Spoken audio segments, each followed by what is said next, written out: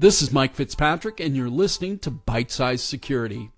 In this episode, we'll talk about how important cybersecurity is for nonprofit organizations out there. Earlier this morning, I was being interviewed on a national radio show on the subject of cybersecurity threats. During the conversation, the impact of cybersecurity on nonprofits came up, and I thought this would make a great topic for Bite-Size Security. So let's start here.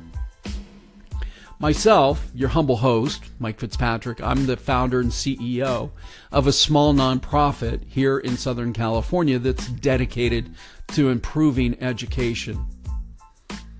Nonprofits have some interesting challenges to business operations and their business model that other businesses really don't face because of the mix of paid professional staff as well as well-meaning volunteers who are there helping and giving of their time because they buy into the mission of the nonprofit.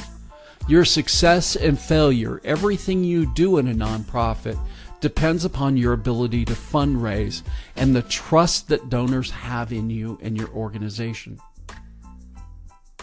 With that in mind, let's start with some statistics. Small businesses are the easiest targets for hackers, far and away. This is because of the lack of expertise and cybersecurity resources within the organizations. 62% of all businesses in 2016 have no information risk management plan. In 2016, 50% of all small and mid-sized businesses were breached, and of that 50%, 66% were out of business in less than 6 months. Chances are very good and more than likely that you will not survive that cybersecurity breach.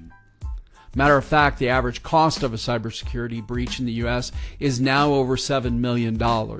That number is comprised of three factors: discovery costs, what happened and how far did the hackers go. Number two, notification costs. And then finally, the damage to your reputation, your brand, your lost revenues to the organization. It's also important to remember that these types of organizational breaches, this $7 million figure, that's for breaches of between 10,000 identities and 100,000 identities. This is not one of those massive breaches like Equifax or Target.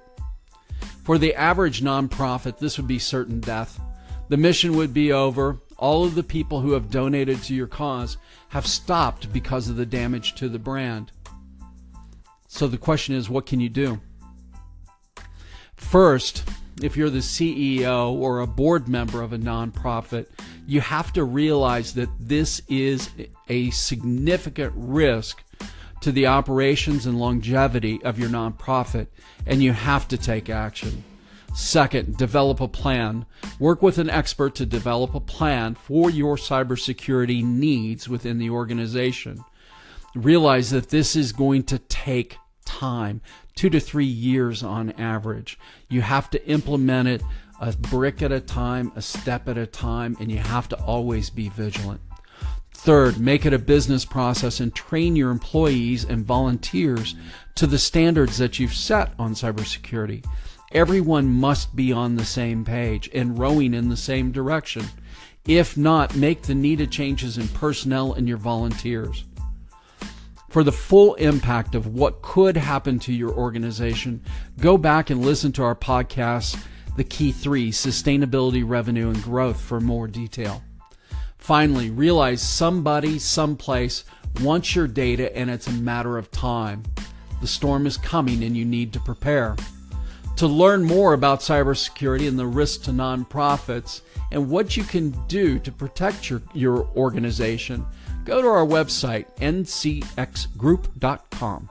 That's ncxgroup.com. I want to thank you for listening to Bite-Size Security. I enjoy these podcasts and sharing this information with you. If you have any questions, call in here on Anchor. Finally, you can connect with us on Twitter and Facebook at NCX Group. And that's at NCX Group. Don't forget to subscribe to the podcast on iTunes and Google Play. This is Mike Fitzpatrick for Bite-Size Security.